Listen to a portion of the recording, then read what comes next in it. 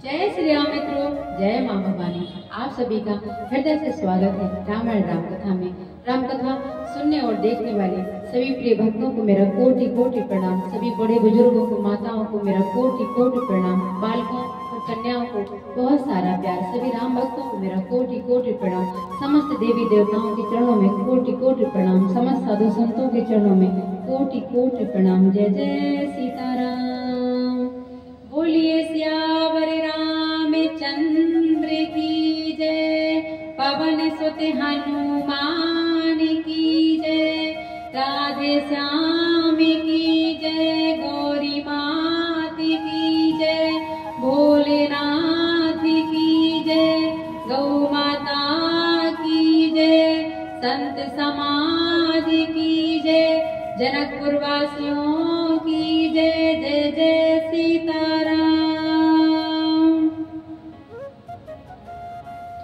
ओम वक्रतुंड महाकाय सूर्यकोटि समप्रभा निर्विघ्नं कुरु मे देव सर्वकार्येषु सर्वदा।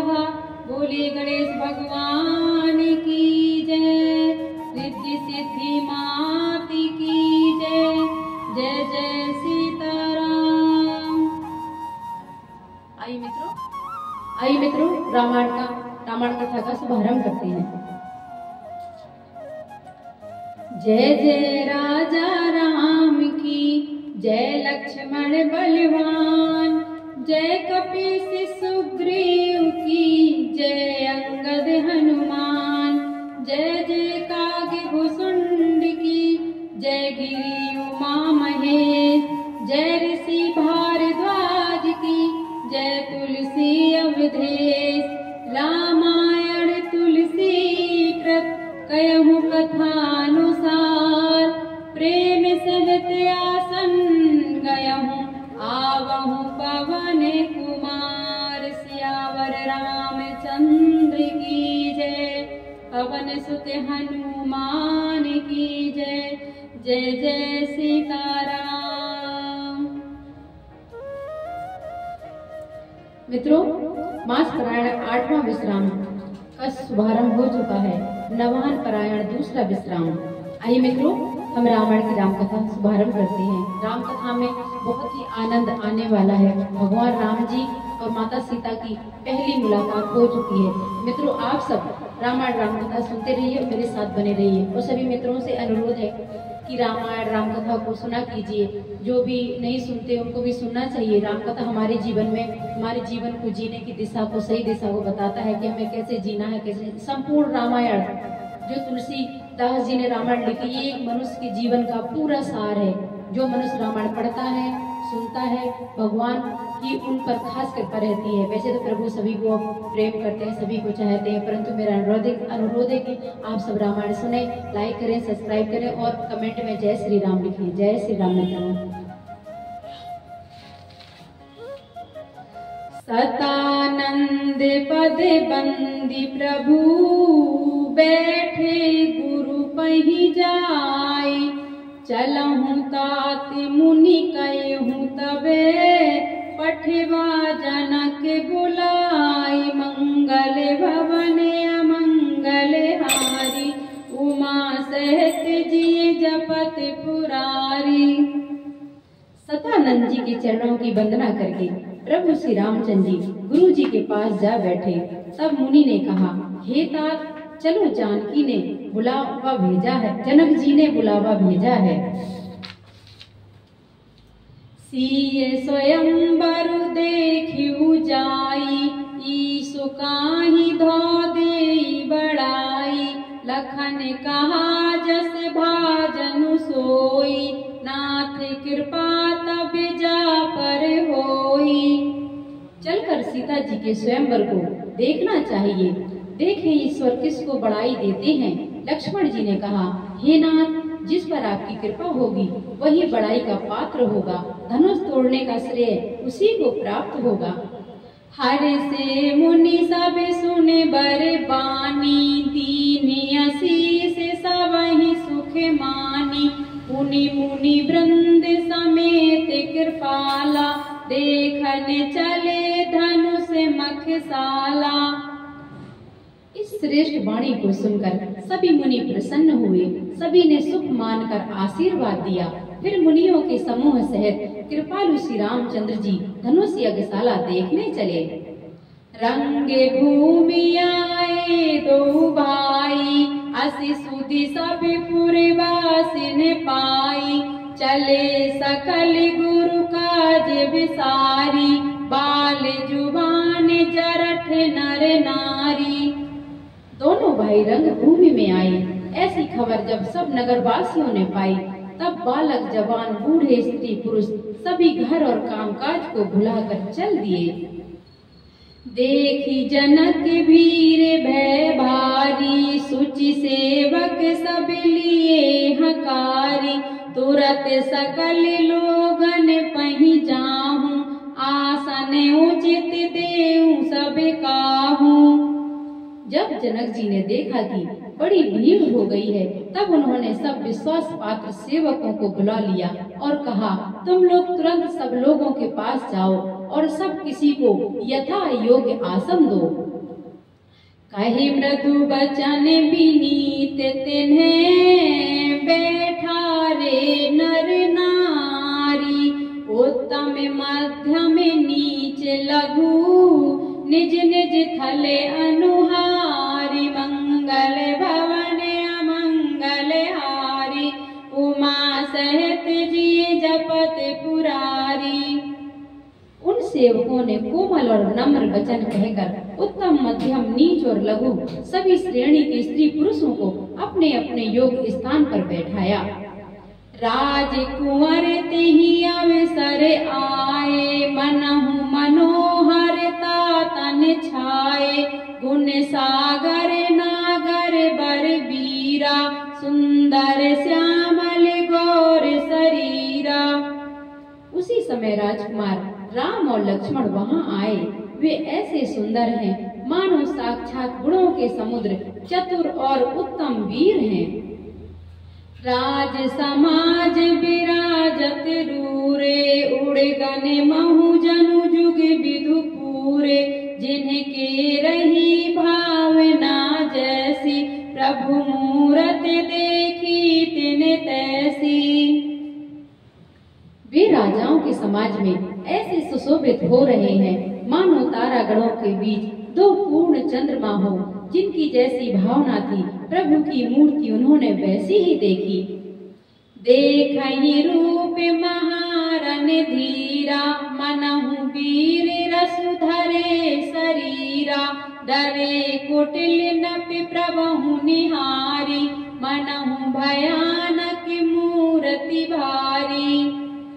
महान रणधीर राजा लोग श्री रामचंद्र जी के रूप को ऐसा देख रहे हैं मानो स्वयं वीर रस शरीर धारण किए हुए हो। कुटिल राजा प्रभु को देखकर डर गए, मानो बड़ी भयानक मूर्ति सामने हो।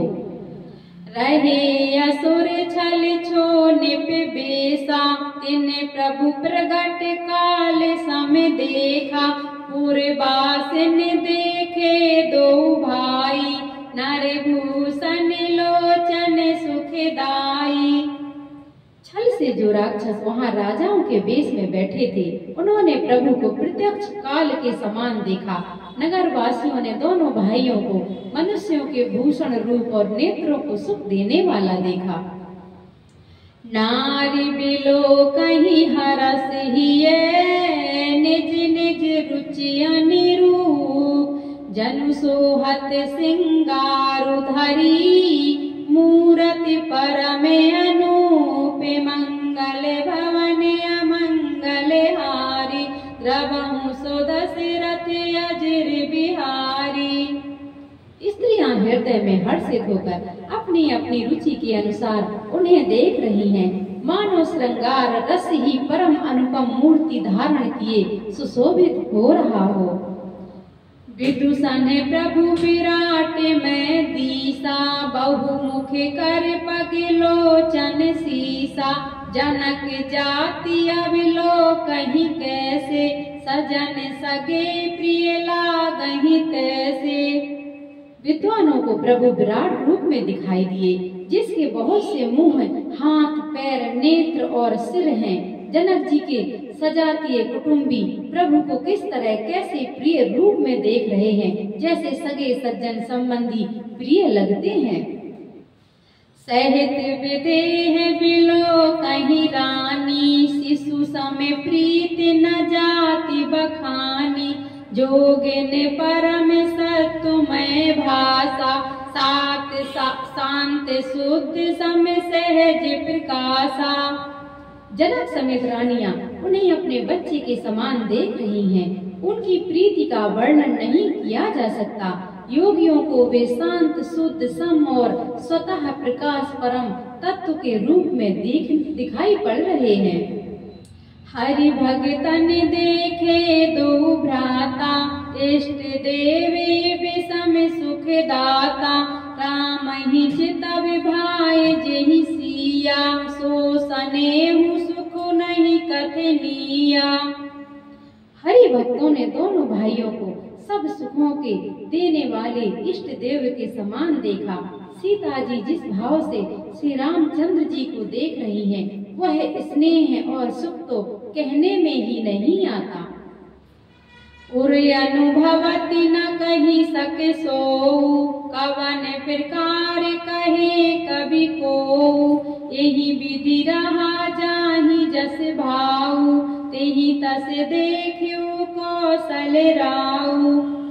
उस स्नेह और सुख का वे हृदय में अनुभव कर रही हैं, पर वे भी उसे कह नहीं सकती। फिर कोई कवि उसे किस प्रकार कह सकता है। इस प्रकार जिसका जैसा भाव था, उसने कौशलाधीश श्री रामचंद्र भगवान को वैसा ही देखा।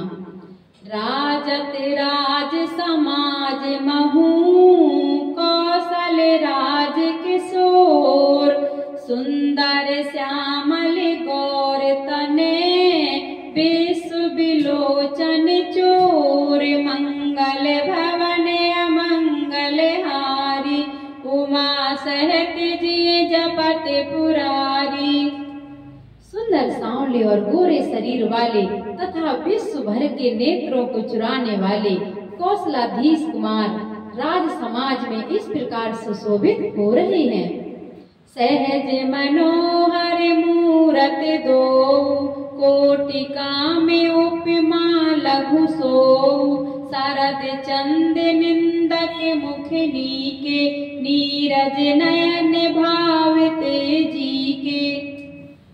दोनों मूर्तियां स्वभाव से ही बिना किसी बनाव श्रृंगार के मन को हरने वाली हैं। करोड़ों कामदेवों की उपमा भी उनके लिए तुच्छ है। उनके सुंदर मुख शरद पूर्णिमा के चंद्रमा की भी निंदा करने वाले, उसे नीचा दिखाने वाले हैं, और कमल के समान नेत्र मन को बहुत ही भाते हैं। चितवन चारु मार मनुहरनी, भावती हृदय जाति नहीं बरनी। कल कपोल श्रुति कुंडल लोला, चिबुक अधर सुंदर मृदु बोला।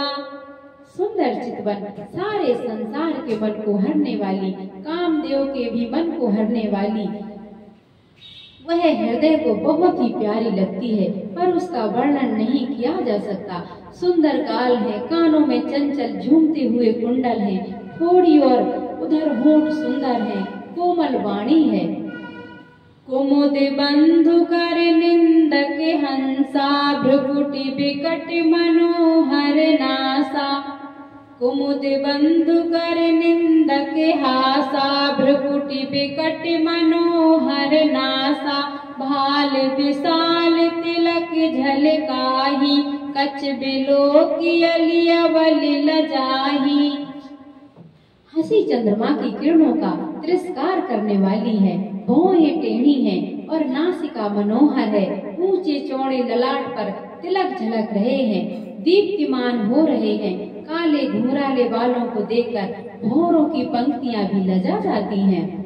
पीत चौतिनी सिरहन सुहाई, कुसुम कली बिच बीच बनाई। रेखे रुचिर कंबुकल गीवा, जनु त्रिभुवन सुषमा की सीवा। पीली चौकोनी टोपियां सिर पर सुशोभित हैं, जिनके बीच बीच में फूलों की कलियां बनाई काढ़ी हुई हैं। शंख के समान सुंदर गोल गले में मनोहर 3 रेखाएं हैं, जो मानो तीनों लोगों की सुंदरता की सीमा को बता रही हैं। कुंजर मणिकंठा कलते उड़ने तुलसी का माल, वृषभ कंग के हरिठवनी, बलनिधि बाहु विशाल, मंगल भवन अमंगल हारी, उमा सहित जिय जपत पुरारी। हृदयों पर गजमुक्ताओं के सुंदर कंठे और तुलसी की मालाएं सुशोभित हैं। उनके कंधे बैलों के कंधे की तरह ऊंचे तथा पुष्ट हैं। एड़ी खड़े होने की शान सिंह की सी है और भुजाएं विशाल एवं बल के भंडार हैं। कटि तुनीर पीत पट बांधे, कर सर धनुष बाम बर कांधे, पीत जग उपबीत सुहाए, नख सिख मंजू महा छवि छाए। कमर में तरकस और पीताम्बर बांधे हैं, दाहिने हाथों में बाण और बाएं सुंदर कंधों पर धनुष तथा पीले यगो पवित्र जनेऊ सुशोभित हैं। नख से लेकर शिखा तक सब अंग अंग उन पर महान शोभा छाई हुई है। देख लोग सब भय सुखारे, एक टक लोचन चलत न तारे, हर से जनक देख दो भाई, मुनि पद कमल गहे तब जाई। उन्हें देखकर सब लोग सुखी हुए। नेत्र एक टक निमेष शून्य हैं और तारे पुतलियां भी नहीं चलते। जनक जी दोनों भाइयों को देखकर हर्षित हुए। तब उन्होंने जाकर मुनि के चरण कमल पकड़ लिए। कर विनीति निज कथा सुनाई, रंग अवनि सब मुनहि दिखाई, जह जह जाहि कुंवर बर दो, तह तह चकित चितव सब को। विनती करके अपनी कथा सुनाई और मुनि को सारी रंगभूमि यज्ञशाला दिखलाई। मुनि के साथ दोनों श्रेष्ठ राजकुमार जहाँ जहाँ जाते हैं वहाँ वहाँ सब कोई आश्चर्यचकित हो देखने लगते हैं। निज निज रुख राम ही सब देखा, को न जाने कछु मरम विशेषा, भली रचना मुनि न पेसन कएहूँ, राजा मुदित महा सुख लएहूँ। सबने राम जी को अपनी अपनी ओर ही मुख किए हुए देखा, परंतु इसका कुछ भी विशेष रहस्य कोई नहीं जान सका।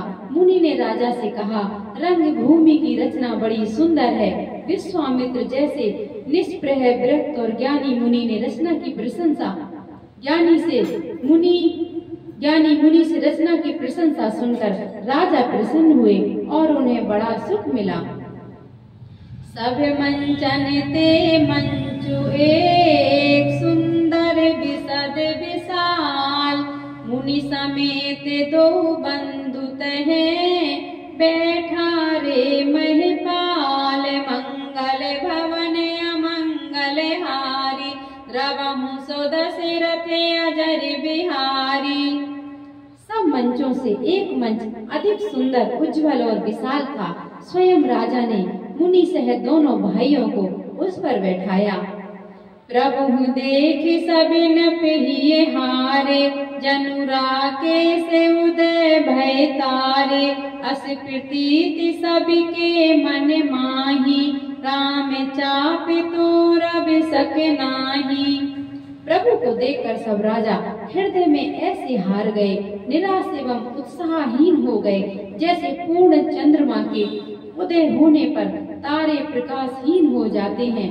उनके तेज को देखकर सबके मन में ऐसा विश्वास हो गया कि रामचंद्र जी ही धनुष को तोड़ेंगे, इसमें संदेह नहीं।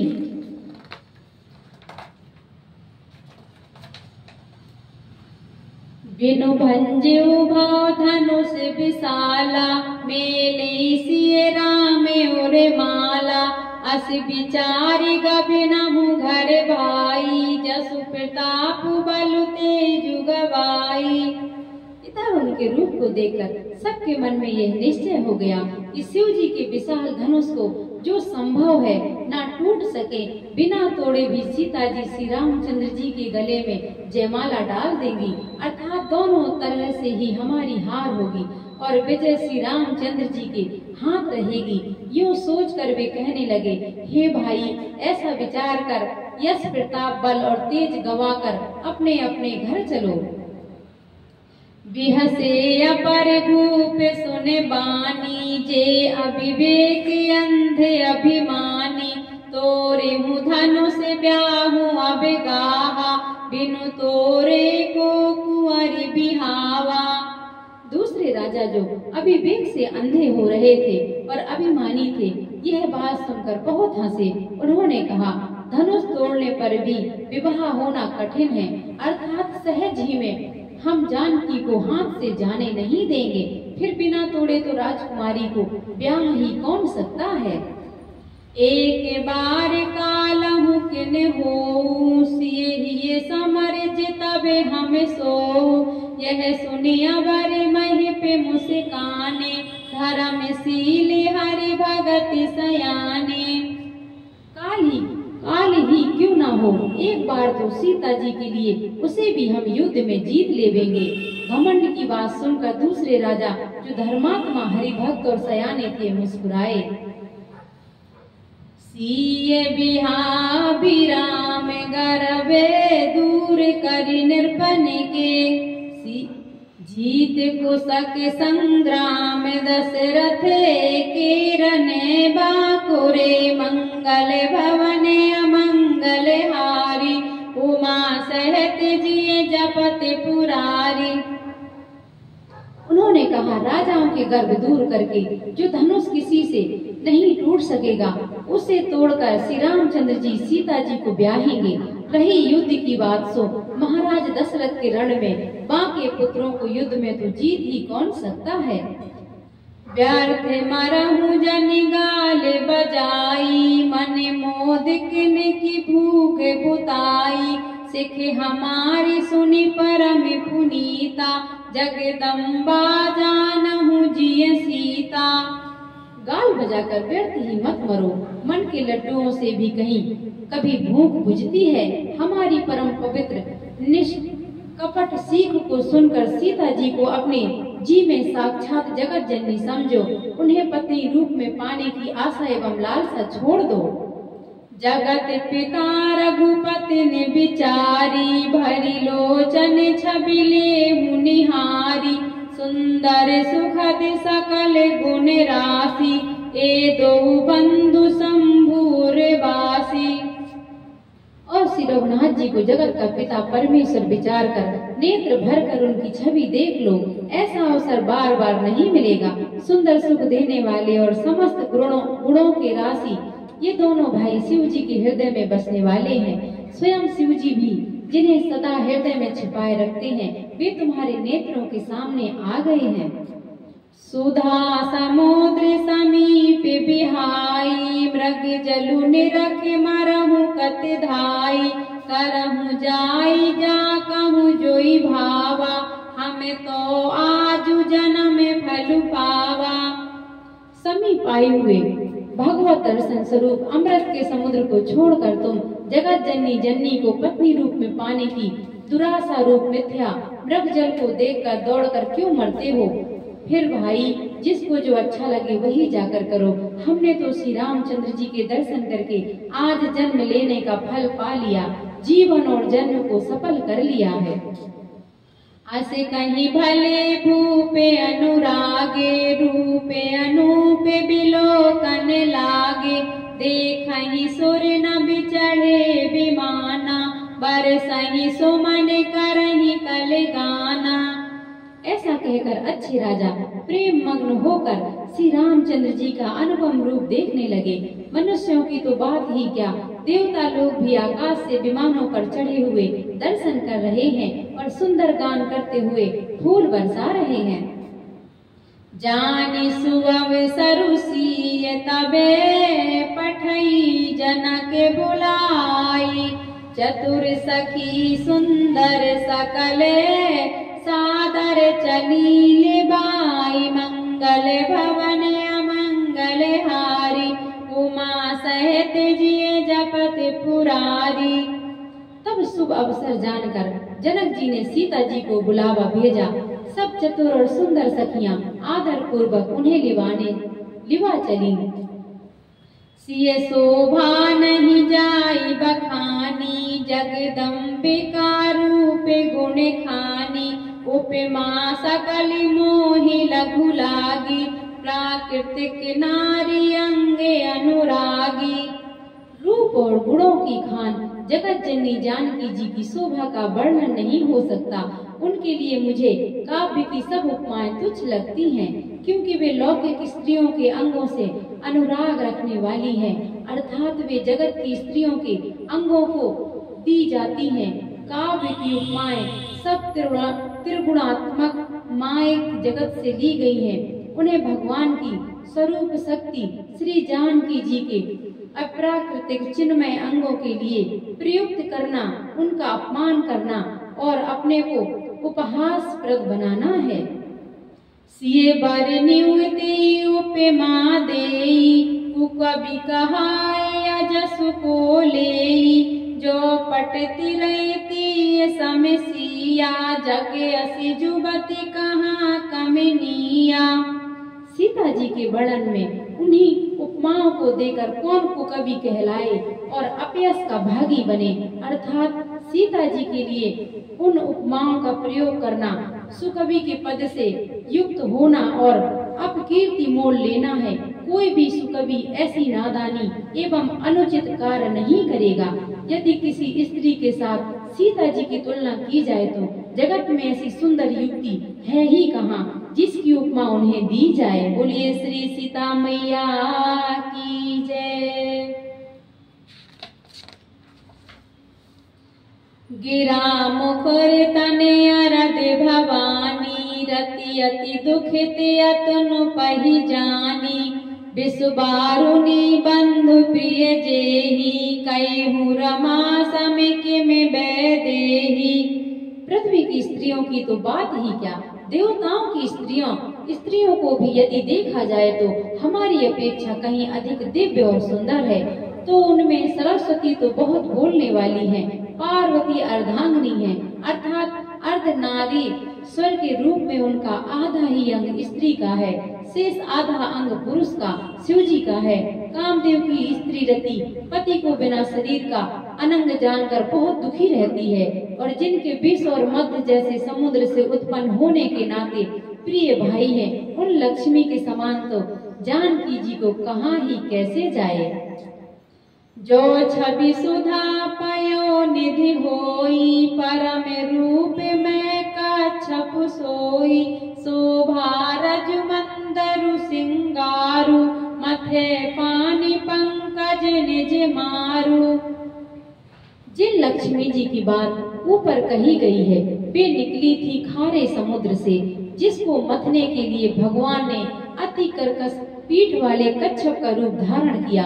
रस्सी बनाई गई, महान विषधर वासुकी नाग की मथानी का कार्य किया। अतिशय कठोर मंदराचल पर्वत ने और उसे मथा सारे देवताओं और दैत्यों ने मिलकर जिन लक्ष्मी को अतिशय शोभा की खान और अनुपम सुंदरी कहते हैं, उनको प्रकट करने में हेतु बने ये सब असुंदर एवं स्वाभाविक ही कठोर उपकरण। ऐसे उपकरणों से प्रकट हुई लक्ष्मी श्री जानकी जी की समता को कैसे पा सकती हैं? हाँ, इसके विपरीत यदि छवि रूपी अमृत का समुद्र हो, परम रूप में कच्छप हो, शोभा रूप रस्सी हो, श्रृंगार रस पर्वत हो और उस छवि के समुद्र को स्वयं कामदेव अपने ही कर कमल से मथे। यही विधि उपजे लक्ष्य जबे, सुंदरता सुख मूल, तदपि सकोच समेत कभी, कयहि सीय समतूल, मंगल भवन अमंगल हारी, उमा सहित जिय जपत पुरारी। इस प्रकार का संयोग होने से जब सुंदरता और सुख की मूल लक्ष्मी उत्पन्न हो तो भी कभी लोग उसे बहुत संकोच के साथ सीता जी के समान कहेंगे। जिस सुंदरता के समुद्र को कामदेव मथेगा, वह सुंदरता भी प्राकृतिक लौकिक सुंदरता ही होगी, क्योंकि कामदेव स्वयं भी त्रिगुणमयी प्रकृति का ही विकार है। अतः उस सुंदरता को मत कर प्रकट की हुई लक्ष्मी भी उपयुक्त लक्ष्मी की अपेक्षा कहीं अधिक सुंदर और दिव्य होने पर भी होगी। प्रकृति ही, अतः उसके साथ भी जानकी जी की तुलना करना कवि के लिए बड़े संकोच की बात होगी। जिस सुंदरता से जानकी जी का दिव्यतम परम दिव्य विग्रह बना है, वह सुंदरता उपयुक्त सुंदरता से भिन्न अप्राकृत है। वस्तुतः लक्ष्मी जी का अप्राकृत रूप भी यही है। वह कामदेव के मथने में नहीं आ सकती और वह जानकी जी का स्वरूप ही है, अतः उनसे भिन्न नहीं। और उपमा दी जाती है भिन्न वस्तुओं के साथ।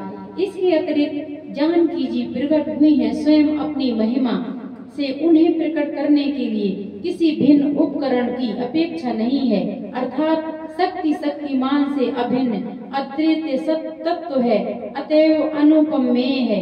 यही गूढ़ दार्शनिक तत्व भक्ति शिरोमणि कवि ने इस अभूतोपमालंकार के द्वारा बड़ी सुंदरता से व्यक्त किया है। चली संग ले सखी सयानी, गावत गीत मनोहर बानी, सोह सका नवल तनु सुंदर सारी, जगत जननी अतुलित छवि भारी। सयानी सखियां सीता जी को साथ देकर मनोहर वाणी से गीत गाती हुई चली। सीता जी के नवल शरीर पर सुंदर साड़ी सुशोभित है। जगत जननी की महान छवि अतुलनीय है।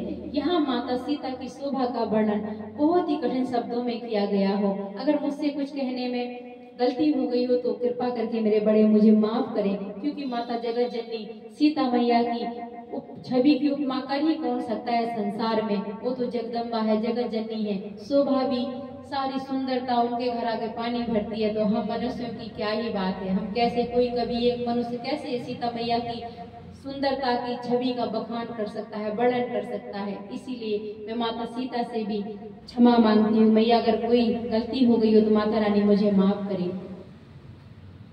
भूषण सकल सुदेश सुहाए, अंग अंग रुचि सखिन बनाए, रंग भूमि जब सिय पगुधारी, देखे रूप मोहे नर नारी। सब आभूषण अपनी अपनी जगह पर सुशोभित हैं, जिन्हें सखियों ने अंग अंग में भली भांति सजाकर पहनाया है।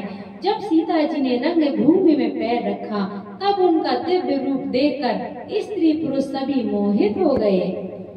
हरसि सुरनि दुदुम्बी बजाई, बरसि प्रसून अप्सरा गाई, पानी सरोज सोह जय माला, अब चट चितय सकल भुआला। देवताओं ने हर्षित होकर नगाड़े बजाए और पुष्प बरसाकर अप्सराएं गाने लगी। सीता जी के कर कमलों में जयमाला सुशोभित है।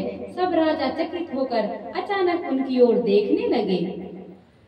सीय चकित चित राम ही चाहा, भय मोह बस सब नर नाहा, मुनि समीप देखे दो भाई, लगे ललक लोचन निधि पाई। सीता जी चकित चित्त से श्री रामचंद्र जी को देखने लगी। तब सब राजा लोग मोह के बस हो गए। सीता जी ने मुनि के पास बैठे हुए दोनों भाइयों को देखा तो उनके नेत्र अपना खजाना पाकर ललचाकर वहीं श्री रामचंद्र जी में जा लगे, स्थिर हो गए। गुरुजन लाज समाज बड़े, देख सिए सकुचान, लागी बिलोकन सकिन तने, रघुबीर उरियान, मंगल भवन अमंगल हारी, उमा सहित जी जपत पुरारी। परंतु गुरुजनों की लाज से तथा बहुत बड़े समाज को देखकर सीता जी सकुचा गईं। वे श्री रामचंद्र जी को हृदय में लाकर सखियों की ओर देखने लगी। राम रूप अरुषि छवि देखे, नर नारिन परिहरी निमेषे, सोचहि सकल कहत सकुचाहि, विदिशन विनय करहि मन माही। श्री रामचंद्र जी का रूप और सीता जी की छवि देखकर स्त्री पुरुषों ने पलक मारना छोड़ दिया। सब एकटक उन्हीं को देखने लगे। सभी अपने मन में सोचते हैं पर कहते सब जाते हैं। मन ही मन में विधाता से विनय करते हैं। हरु विधि वेग जनक जड़ताई, मति हमारी असी देहि सुहाई। बिनु विचार पनु तजि नर नाहु, सिए राम कर करे विवाहु। हे विधाता, जनक की मूर्ता को शीघ्र हर लीजिए और हमारी ही ऐसी सुंदर बुद्धि उन्हें दीजिए कि जिससे बिना ही विचार किए राजा अपना प्रण छोड़कर सीता जी का विवाह राम जी से कर दे। जब भले कयहि भाव सब काहू, हट कीन्हे यतहु दाहू। यही लाल सा मगन सब लोगु, बरुसावे रो जान की जोगु। संसार उन्हें भला कहेगा क्योंकि यह बात सब किसी को अच्छी लगती है। हट करने से अंत में भी हृदय जलेगा। सब लोग इसी लालसा में मग्न हो रहे हैं कि जानकी जी के योग बरतो यह सांवला ही है। तब बंदी जन जनक बुलाए, बिरदावली कहते चली आए। कहन पुजाई कयहु पन मोरा, चले भाट जिए हर सुन थोरा। तब राजा जनक ने बंदी जनों भाटों को बुलाया। वे बिरदावली वंश की कीर्ति गाते हुए चले आए। राजा ने कहा, जाकर मेरा प्रण सबसे कहो। भाट चले, उनके हृदय में कम आनंद ना था। बोले बंदी बचन बरे, सुनहु सकल महिपाल। पन विदेह कर कयहि हमें, भुजा उठाई विशाल। मंगल भवन अमंगल हारी, उमा सहित जिए जपत पुरारी। भाटों ने श्रेष्ठ वचन कहा, हे पृथ्वी की पालना करने वाले सब राजागण सुनिए। हम अपनी भुजा उठाकर जनक जी का विशाल प्रण कहते हैं। नेपे भुज बलु विदुषी विधन राहु, गरऊ कठोर विदित सब काहू। रावण बानु महाभट भारे, देख सरासन गवहि सिधारे। राजाओं की भुजाओं का बल चंद्रमा है, शिव जी का धनुष राहु है। वह भारी है, कठोर है, ये सबको विदित है। बड़े भारी योद्धा रावण और बाणासुर भी इस धनुष को देखकर गौ से चुपके से चलते बने। उसे उठाना तो दूर रहा, छूने तक की हिम्मत नहीं हुई। सोई पुरारी को दंड कठोरा, राज समाज आज जोई तोरा। त्रिभुवन जय समेत बैदेही, बिनहि विचार बरई हटते ही। उसी शिव जी के कठोर धनुष को आज इस राजसभा में जो भी तोड़ेगा, तीनों लोकों की विजय के साथ ही उसको जानकी जी बिना किसी विचार के हठ पूर्वक वरण करेगी। सुन पन सकल भूप अभिलाषे, भट मानी अतिशय मन माखे। परिकर बांध उठे अकुलाई, चले इष्ट देवन सिर नाई। प्रण सुनकर सब राजा ललचा उठे। जो वीरता के अभिमानी थे वे मन में बहुत ही तमतमाए, कमर कसकर अकुलाकर उठे और अपने इष्ट देवों को सिर नवाकर चले। तमकी ताकी तक शिव धनु धरही, उठई न कोटि भांति बलु करही। जिनके कछु विचार मन माही, चाप समीप महीप न जाही। वे तमक कर बड़े ताव से शिव जी के धनुष की ओर देखते हैं और फिर निगाह जमाकर उसे पकड़ते हैं। करोड़ों भांति से जोर लगाते हैं पर वह उठता ही नहीं। जिन राजाओं के मन में कुछ विवेक है वे धनुष के पास ही नहीं जाते। तमकी धरई धनु मूढ़ न पे, उठई न चलहि लजाई। मनहु पाई भट बाहुबले, अधिक अधिक गरुआई। मंगल भवन अमंगल हारी। सियापति पुरारी। मित्रों, हम अपनी सुंदर रामायण राम कथा को यहीं विराम करेंगे। जय श्री राम। मित्रों, आइए मित्रों, अब हम श्री रामायण जी की आरती करते हैं। राम लखन सिया जानकी सदा करहु कल्याण। रामायण बैकुंठ की विदा होते हनुमान। कथा विसर्जन होते हैं सुनहु वीर हनुमान। जो जन जहाँ से आए हैं सो तह करहि पयान। श्रोता सब आश्रम गए शंभु गए कैलाश। रामायण बैकुंठ गई सुर गए निज धाम। रामायण मम हृदय मह सदा करहु तुम वास। सियावर रामचंद्र की जय, पवन सुत हनुमान की जय, उमापति महादेव की जय। जय जय सीताराम। आरती श्री रामायण जी की कीरत कलित ललित सिया पी की। गावत ब्रह्मादिक मुनि नारद वाल्मीकि विज्ञान विशारद। सुख सनकादि शेष अरु सारद। बरन पवन सुत कीरतनी की। आरती श्री रामायण जी की कीरत कलित ललित सिया पी की। गावत वेद पुराण अष्टदश छौ सात सब ग्रंथन को रस। मुनि जन धन संतन को सर्वस सार अंश सम्मत सभी की। आरती श्री रामायण जी की कीरत कलित ललित सिया पी की। गावत संतत शंभु भवानी। अरुघट संभव मुनि विज्ञानी। व्यास आदि कवि वर्ज बखानी। काग भुसुंड गरुण के ही की। आरती श्री रामायण जी की कीरत कलित ललित सिया पी की।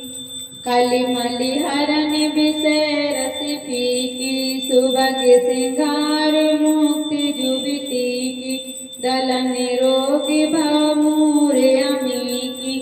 तात मात सब विधि तुलसी की। आरती श्री रामायण जी की कीरत कलित ललित सिया पी की। बोलिए सियावर रामचंद्र की जय, पवन सुत हनुमान की जय, उमापति महादेव की जय, राधे श्याम की जय, आज के आनंद की